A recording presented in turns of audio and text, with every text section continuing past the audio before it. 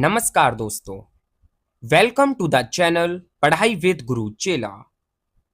आज हम अपनी western political thought zero to hero series में आगे बढ़ रहे हैं और आज का पूरा एपिसोड सिर्फ एक ही थिंकर के लिए डेडिकेटेड है और वो थिंकर हैं सेंट थॉमस एक्वाइनस।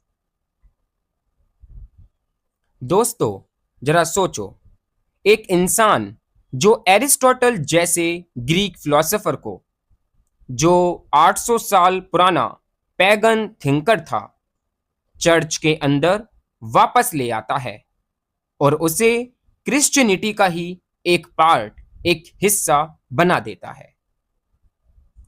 सवाल यह है कि ऐसा कैसे पॉसिबल है?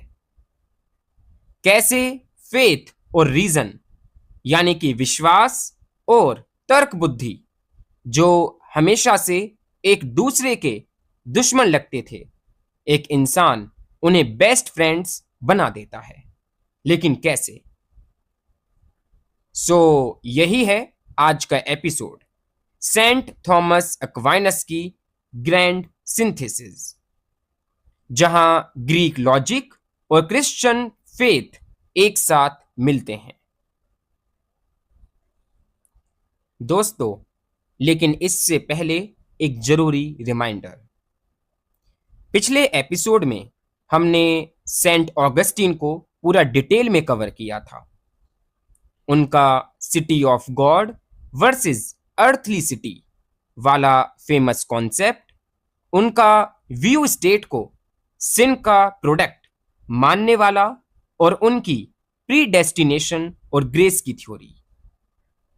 अगर आपने वो एपिसोड नहीं देखा है तो प्लीज पहले वही देख लीजिए, क्योंकि आज का जो पूरा एपिसोड होने वाला है वो उसी फाउंडेशन पे खड़ा है। एंड मैं आप लोगों के लिए थोड़ा और बेहतर तरीके से बताऊं तो देखिए, सेंट थॉमस एक्वाइनस, उन्होंने अपनी थ्योरी ऑगस्टीन के आइडियाज को रिजेक्ट और इंटरप्रेट करके बनाई थी। That's why अगर आपको ऑगस्टीन का बेस पता नहीं होगा तो एक्वाइनस का फर्क समझना काफी ज्यादा मुश्किल हो सकता है। डिस्क्रिप्शन बॉक्स में उस एपिसोड का लिंक आप लोगों को देखने को मिल जाएगा। आप लोग जस्ट क्लिक कर कर उस एपिसोड को देख सकते हैं। एंड आप लोगों से रिक्वेस्ट है कि आप लोग उस एपिसोड को जरूर देखें। उसको देखने के बाद ही ये एपिसोड आप लोग समझ पाएंगे। तो चलिए सिर्फ 30 सेकंड्स का रिकैप देता हूं और आप लोगों को बताता हूं कि हमने लास्ट एपिसोड के अंदर क्या क्या चीजें कवर की थी। तो देखिए, ऑगस्टीन के अकॉर्डिंग स्टेट जो है वो नेचुरल नहीं है, बल्कि सिन का प्रोडक्ट है। इंसान बॉडी और सोल दोनों है और ट्रू स्टेट एक ट्रू चर्च है। अब देखते हैं सेंट थॉमस एक्वाइनस इस सब से कितना एग्री करता है और कितना डिसएग्री करता है। तो चलिए शुरू करते हैं। आज के इस एपिसोड में जो भी हम कवर करने की कोशिश करने जा रहे हैं वो इस प्रकार हैं। आप देख सकते हैं, नंबर 1 है एक्वाइनस की ग्रैंड सिंथेसिस, एरिस्टोटल और क्रिश्चियनिटी का मिलन। ये हम सबसे पहले समझने की कोशिश करेंगे। देन हम आगे बढ़ेंगे नंबर 2 पर, जिसके अंदर फेथ वर्सेस रीजन का जो एक फेमस डिबेट है उसको हम समझने की कोशिश करेंगे। नंबर 3 है 4 टाइप्स ऑफ लॉ, जहां पर एटर्नल, नेचुरल, डिवाइन और ह्यूमन लॉ के बारे में हम कवर करेंगे। नंबर 4 है चर्च और स्टेट का रिलेशनशिप और जस्ट वॉर थ्योरी, जो कि काफी इंपॉर्टेंट है from the exam point of view. और लास्ट में हम देखने और जानने और समझने की कोशिश करेंगे कि कैसे एक्वाइनस की थिंकिंग ने आगे चल के मॉडर्न सेक्युलर स्टेट की नींव रखी। तो चलिए सीधा शुरू करते हैं सेंट थॉमस एक्वाइनस के साथ। अगर आप लोगों को यहां तक सभी चीजें क्लियर हैं तो प्लीज कमेंट बॉक्स सेक्शन में कमेंट कर कर बता दीजिए। एंड अगर आपके कुछ भी क्वेरीज हैं, कुछ भी आपके डाउट्स हैं, तो आप कमेंट बॉक्स सेक्शन में ड्रॉप कर सकते हैं।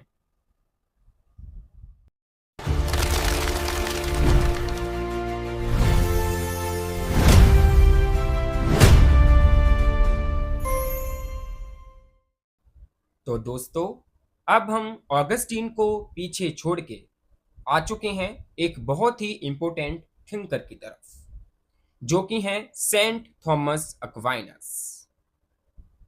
आप लोगों को बताऊं तो ऑगस्टीन और एक्वाइनस के बीच लगभग 800 साल का गैप है। ऑगस्टीन जहां हमें फोर्थ एंड फिफ्थ सेंचुरी में देखने को मिलते हैं, वहीं ये जो सेंट थॉमस एक्वाइनस हैं, ये 13th सेंचुरी में देखने को मिलते हैं। अगर एग्जैक्ट बताऊं तो 1224 से लेकर 1274 के बीच हमें सेंट थॉमस एक्वाइनस देखने को मिलते हैं। इनका काफी ज्यादा कंट्रीब्यूशन रहा है। एंड मैं बात करूं इनकी जो सबसे बड़ी कंट्रीब्यूशन थी, वो थी ग्रीक थॉट को क्रिश्चियनिटी से जोड़ना।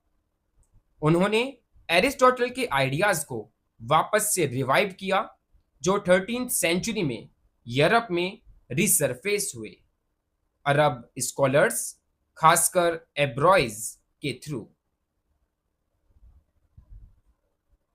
अब हम देखने वाले हैं एक्वाइनस की जो सबसे फेमस चीज रही है, द ग्रांड सिंथेसिस, यानी महासंयोजन।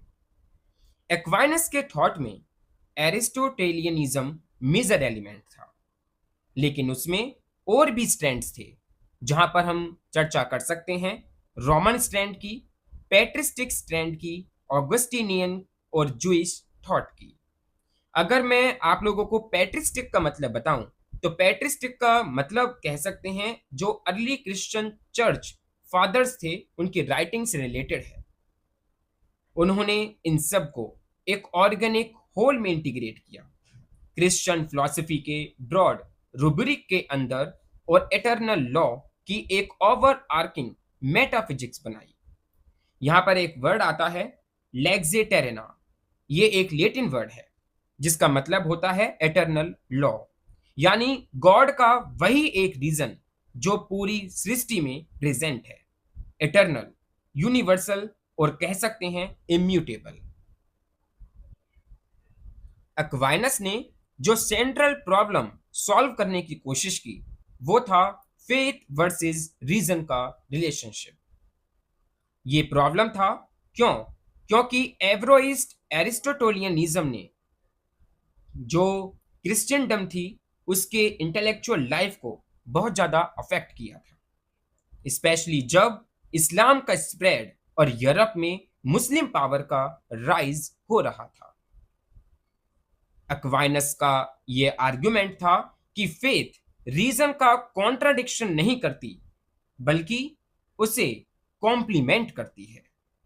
मैं आप लोगों को इसका मतलब बताऊं तो एक्वाइनस के लिए बिलीव करना और लॉजिकली सोचना दोनों एक दूसरे के दुश्मन नहीं हैं। रीजन फेथ को डिनाई नहीं करती, बल्कि उसको रेफर्म और कंज्यूमेट करती है, यानी पूरा करती है। दोस्तों, अब यहां आता है एक्वाइनस का ऑगस्टीन से एक बहुत बड़ा फर्क, जो कि काफी इंपॉर्टेंट है from the exam point of view. I just hope कि आप लोग चीजों को समझने की कोशिश कर रहे हैं। अगर कुछ भी आपके डाउट्स होते हैं तो आप लोग कमेंट बॉक्स सेक्शन में प्लीज ड्रॉप कर दीजिएगा। तो देखिए, आई जस्ट होप कि आप लोगों को याद होगा कि ऑगस्टीन ने स्टेट को नेचुरल नहीं माना था। एक्वाइनस ने एरिस्टोटल के साथ जाके वापस कंफर्म किया कि स्टेट नेचुरल है, लेकिन क्रिश्चियन ट्रेडिशन के साथ कंसिस्टेंसी रखते हुए एक्वाइनस ये भी कहता है कि चाहे स्टेट नेचुरल और नेसेसरी हो, वो हाईएस्ट इंस्टीट्यूशन नहीं है। लेकिन ऐसा क्यों? क्योंकि इंसान अपने एग्जिस्टेंस से भी आगे जाता है, क्योंकि इंसान एक स्पिरिचुअल बीइंग है जिसका एक डिवाइन एंड है। स्टेट ह्यूमन रीजन से बना सबसे इंपॉर्टेंट चीज है, जैसा एक्वाइनस अपनी कमेंट्री ऑन एरिस्टोटल्स पॉलिटिक्स में कहता है। लेकिन दोस्तों, एक उससे भी हायर लाइफ है, कंटेम्पलेशन, जहां पर हम गहन चिंता करते हैं, और गॉड की वर्शिप की लाइफ, जिसका सिंबल चर्च है। यही है कि कैसे सेंट थॉमस ने एरिस्टोटल को क्रिश्चियनाइज किया और उसके रेशनलिज्म को ऑगस्टीन की रिलीजियस फिलॉसफी के साथ लाइन में लाकर। लेकिन ध्यान रहे, एक्वाइनस ने ऑगस्टीन की थ्योरी को पूरी तरह एक्सेप्ट नहीं किया। उन्होंने रिजेक्ट किया एक बहुत इंपॉर्टेंट डोगमा कि स्टेट सिन का रिजल्ट और एक डिवाइन रेमेडी है। ऑगस्टीन के प्रॉपर्टी और स्लेवरी के व्यूज भी एक्वाइनस ने एक्सेप्ट नहीं किए। स्कॉलर्स डेंटेरेवस के अकॉर्डिंग एक्वाइनस ने अर्ली मिडल एजेस की ट्रेडिशनल ओपिनियंस को डायरेक्टली कॉन्ट्राडिक्ट नहीं किया। इनफैक्ट उन्होंने एरिस्टोटल के आइडियाज की लाइट में री इंटरप्रेट किया। यहां पर मैं आप लोगों के सामने एक मोस्ट फेमस कोट कहना चाहूंगा, जो कि डेंटेरेवस लिखते हैं, सिन का कॉन्सेप्ट क्रिश्चियन फेथ का फंडामेंटल डोगमा रहा, लेकिन सिन खुद ने इप्सा प्रिंसिपिया नोचुरे, यानी नेचर के बेसिक प्रिंसिपल्स को इनवैलिडेट नहीं किया। कहने का मतलब यह है कि एक्वाइनस के अकॉर्डिंग सिन सिर्फ इंसान की अपनी नैचुरलिस रेशो, यानी नेचुरल रीजन का पूरा करने की पॉसिबिलिटी को अफेक्ट करता है, उसकी कैपेसिटी को नहीं। स्टेट एक प्योरली नेचुरल इथिकल स्फीयर में अपना रीजन देत्रे, यानी अपना जस्टिफिकेशन पाता है। अब देखते हैं एक्वाइनस गवर्नमेंट के बारे में क्या कहता है।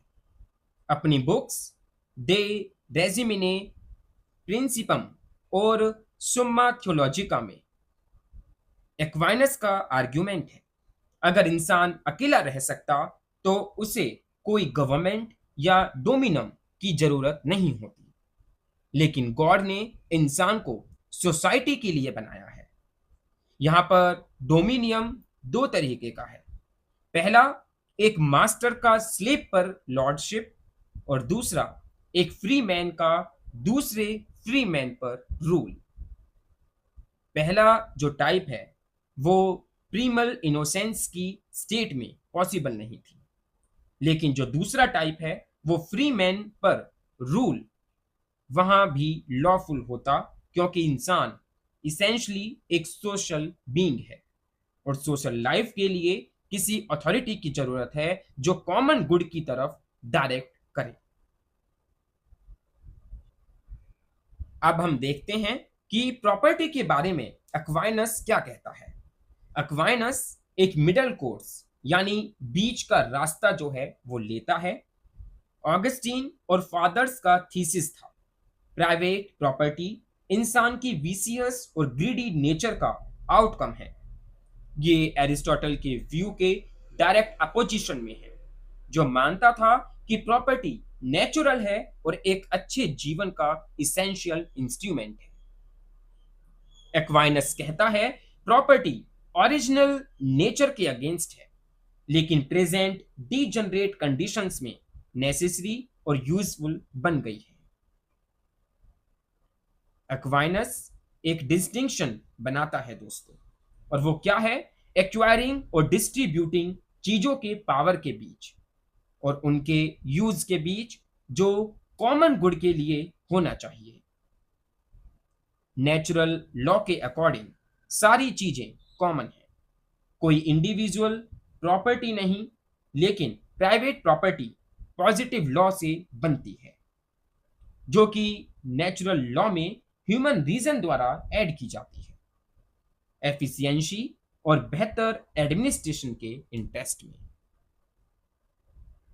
दोस्तों, यहां पर एक और मोस्ट इंपोर्टेंट कंसेप्ट आता है, काफी इंपोर्टेंट पॉइंट है। चाहे एक्वाइनस प्राइवेट प्रॉपर्टी को अप्रूव करता है, वो इसे इनएलिनेबल एब्सोल्यूट राइट नहीं मानता। प्रॉपर्टी का अल्टीमेट ऑनरशिप कम्युनिटी का है, और अगर कॉमन गुड के लिए जरूरत पड़े तो कम्युनिटी के पास इंडिविजुअल प्रॉपर्टी छीन लेने की पूरी पावर है। यहां तक कि अगर कोई इंसान जेन्युइन नीड में है तो वो किसी दूसरे की चीज उसकी कंसेंट के बिना ले सकता है, बिना गलत किए। और एक भूखा इंसान चोरी कर सकता है अगर उसे भूख से बचने का कोई और तरीका ना हो। दोस्तों, ये एक बहुत प्रोग्रेसिव, आज के सोशल जस्टिस कंसेप्ट से मिलता जुलता आइडिया है। राइट टू सर्वाइवल का प्रॉपर्टी राइट से ऊपर रखना।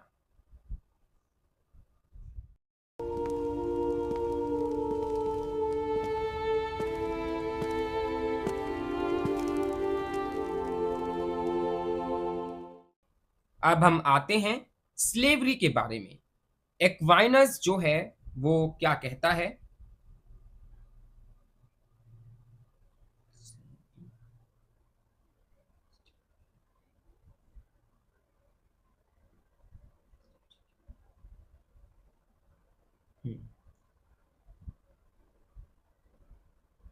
दोस्तों, अगर मैं यहां पर आपको स्लेवरी के बारे में बताऊं कि एक्वाइनस का पोजीशन क्या था, तो यहां पर एक्वाइनस का पोजीशन थोड़ा एम्बीवेलेंट और वेग्यू है, यानी बिल्कुल स्पष्ट नहीं है। एरिस्टोटल की तरह वो स्लेवरी को पूरी तरह जस्टिफाई नहीं कर सकता। क्यों? क्योंकि चर्च की एक्सेप्टेड जो डॉक्ट्राइन है वो कहती है इनोसेंस की स्टेट में हर कोई फ्री था। कभी वो कहता है कि कुछ लोगों के लिए स्लेव होना फ्री होने से बेहतर है, और दूसरी बार वो कहता है कि स्लेवरी नेचुरल और प्रिमिटिव कंडीशन में एग्जिस्ट ही नहीं कर सकती थी।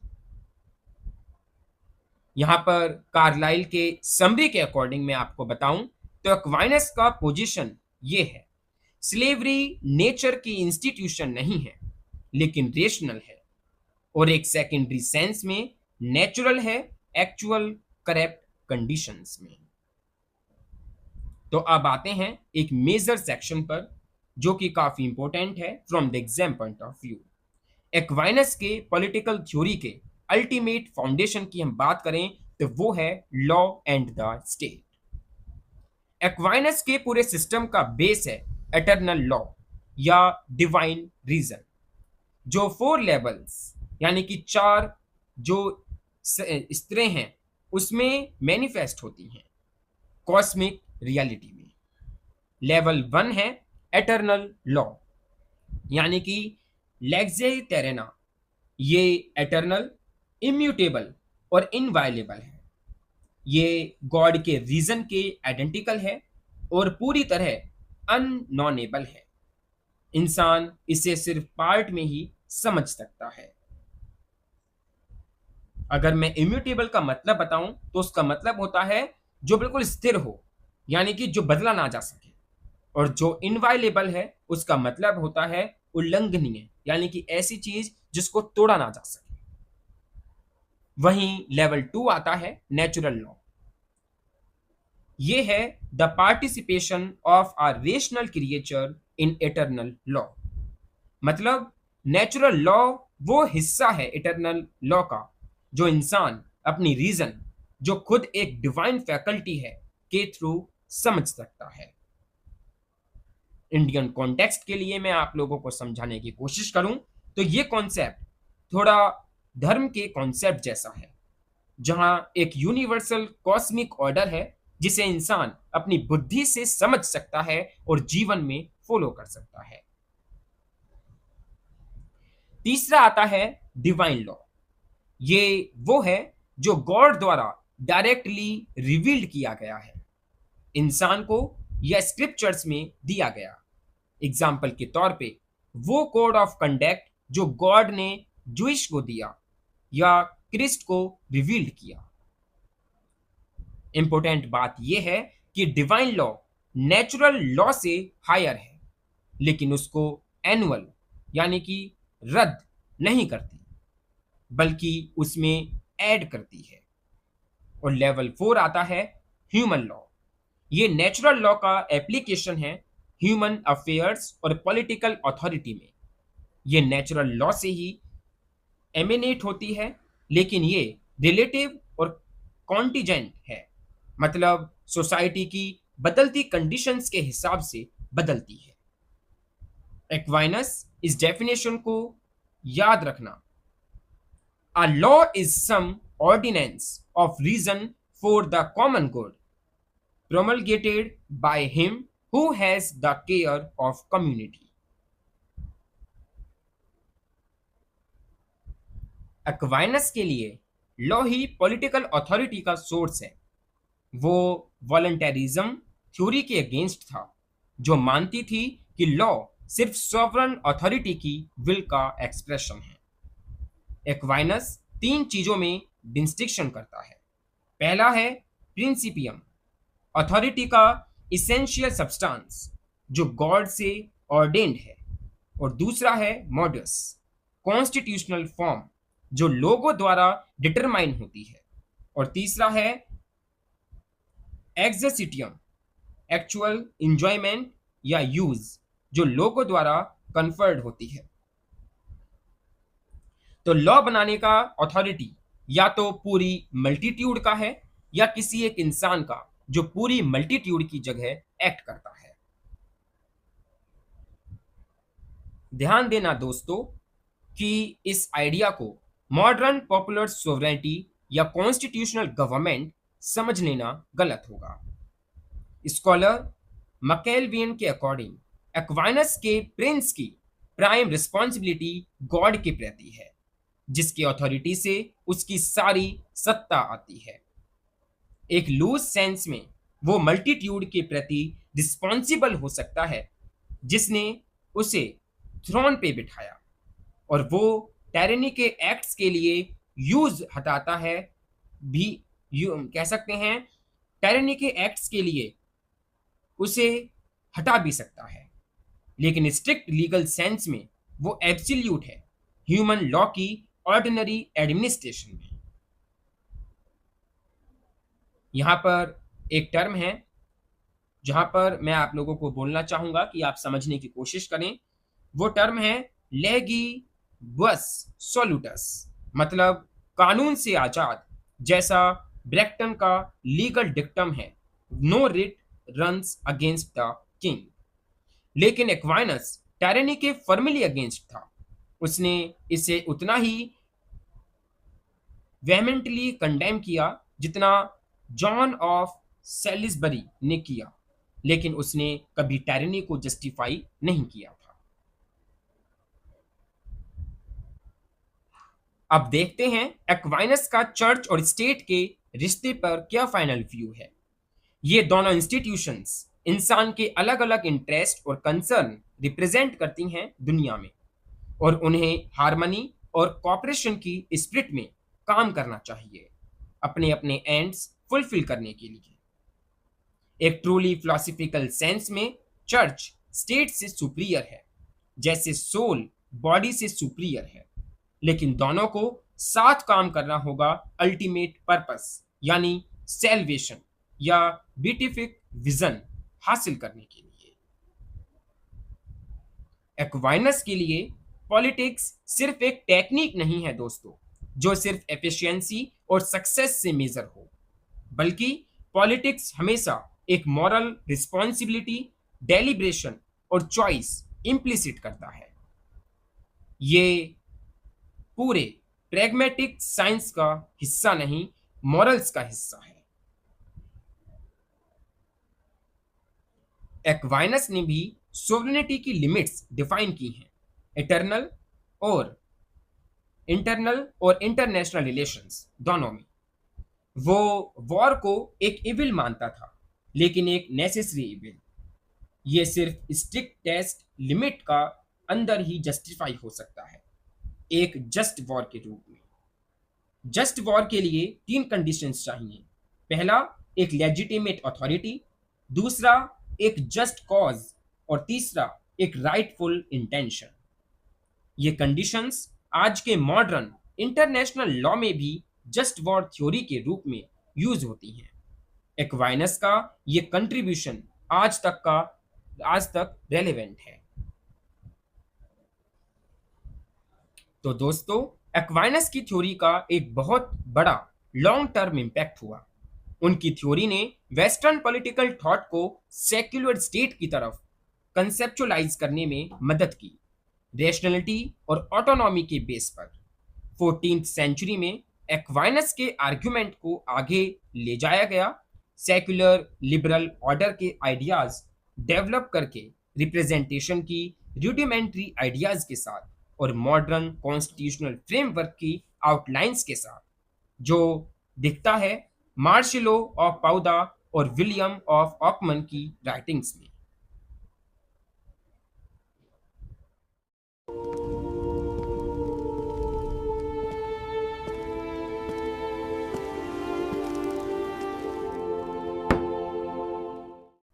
चलिए अब दोनों थिंकर्स को साइड बाय साइड कंपेयर करते हैं। ये टेबल एग्जाम में बहुत काम आने वाली है। सबसे पहला है, ऑगस्टीन के लिए स्टेट नॉट नेचुरल है, सिन का प्रोडक्ट है। वहीं एक्वाइनस के लिए स्टेट जो है वो नेचुरल है, एरिस्टोटल की तरह। दूसरा, फेथ और रीजन की अगर हम बात करें तो ऑगस्टीन के लिए रीजन फेथ के अंडर है, वहीं एक्वाइनस के लिए फेथ और रीजन कॉम्प्लीमेंट करते हैं एक दूसरे को। तीसरा है property. Augustine property vicious nature का रिजल्ट मानते हैं और एक्वाइनस प्रॉपर्टी नेचुरल है लेकिन प्रेजेंट डीजनरेट कंडीशन में नेसेसरी मानते हैं।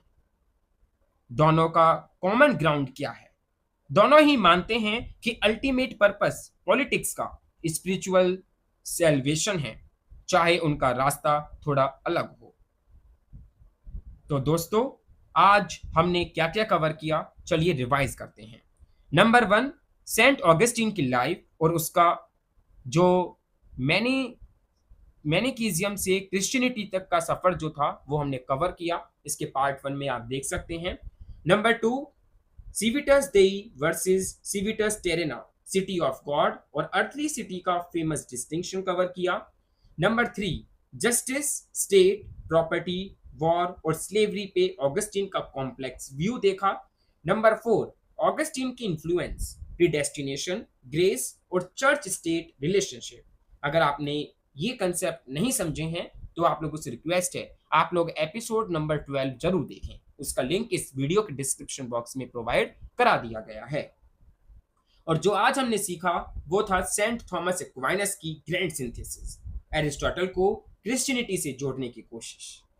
Number 6, 4 types of law, eternal, natural, divine और ह्यूमन लॉ। नंबर 7, एक्वाइनस का चर्च स्टेट व्यू और जस्ट वॉर थ्योरी। ये सब पॉइंट्स आपके एग्जाम के लिए, चाहे यूनिवर्सिटी का हो या कॉम्पिटिटिव एग्जाम हो, बहुत इंपॉर्टेंट है। आप लोग नोट्स जो हैं जरूर बना लीजिएगा। आप लोगों को नोट्स मेरी प्रोवाइड कराने की कोशिश रहेगी। आप लोग टेलीग्राम चैनल को भी ज्वाइन कर सकते हैं, उसका लिंक इस वीडियो के डिस्क्रिप्शन बॉक्स में प्रोवाइड करा दिया गया है।